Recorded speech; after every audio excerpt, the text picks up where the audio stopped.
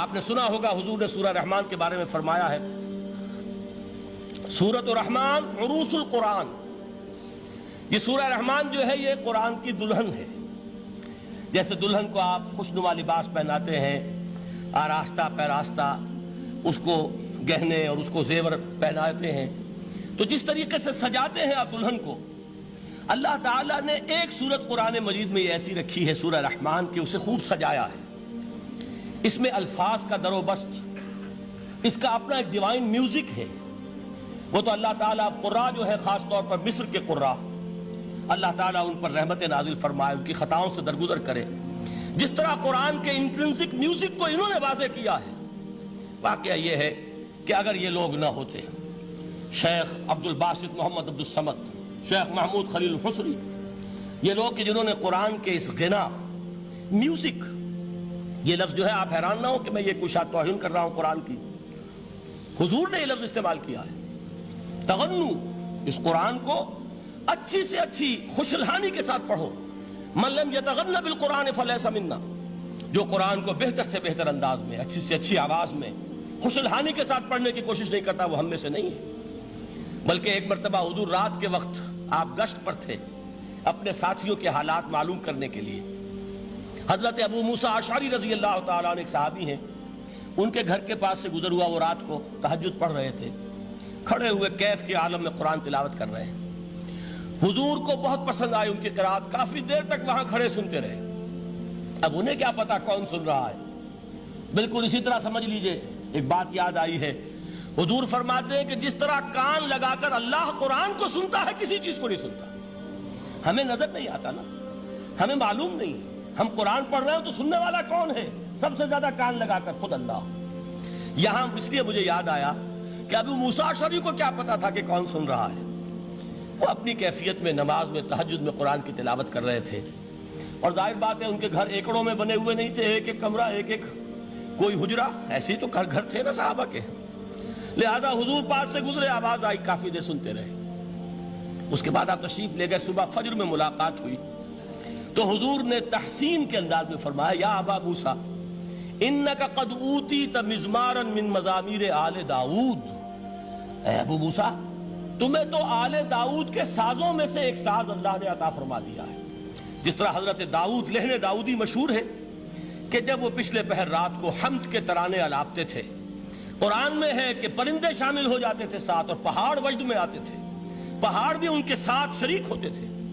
تو جس طرح کا اللہ نے ان کو لہن عطا فرمایا تھا، حضور نے تحسین کے انداز میں فرمایا ہے ابو موسیٰ اشعری، اللہ نے تمہیں بھی آل داؤد کے سازوں میں سے ایک ساز عطا فرمایا. بہرحال قرآن مجید کا جو یہ میوزک ہے، قرآن کے الفاظ کا جو حسن ہے، جہاں تک حسن معنوی ہے وہ تو ہر لفظ میں ہے، لیکن یہ حسن ظاہری، حسن صوتی، حسن لفظی، یہ اپنے کلائمیکس پر آپ کو نظر آئے گا سورہ رحمان میں. لیکن قرآن میں یہ سورت اس اعتبار سے بھی ممتاز ہے، اس کی 4 آیات پر ذرا توجہ کریں گے، عجیب حقائق سامنے آئیں گے. جہاں یہ قرآن مجید کے حسن صوت اور حسن لفظی کی معراج ہے، وہیں اس کی پہلی 4 آیات میں 4 چوٹی کی چیزوں کا ذکر ہے، سب سے اونچی چیزیں. پہلی آیت کیا ہے؟ الرحمن. ایک آیت ہو گئی. رحمان کیا ہے؟ اللہ کا نام ہے. کبھی آپ نے غور کیا اللہ کے ناموں میں سب سے پیارا نام کون سا ہوگا؟ رحمان. کیوں؟ اس کا مادہ کیا ہے؟ رحمت. ہمیں سب سے بڑھ کر جس چیز کی ضرورت ہے وہ کیا ہے؟ رحمت خداوندی. نام اچھی طرح سن لیجئے اس حضور کے قول کو.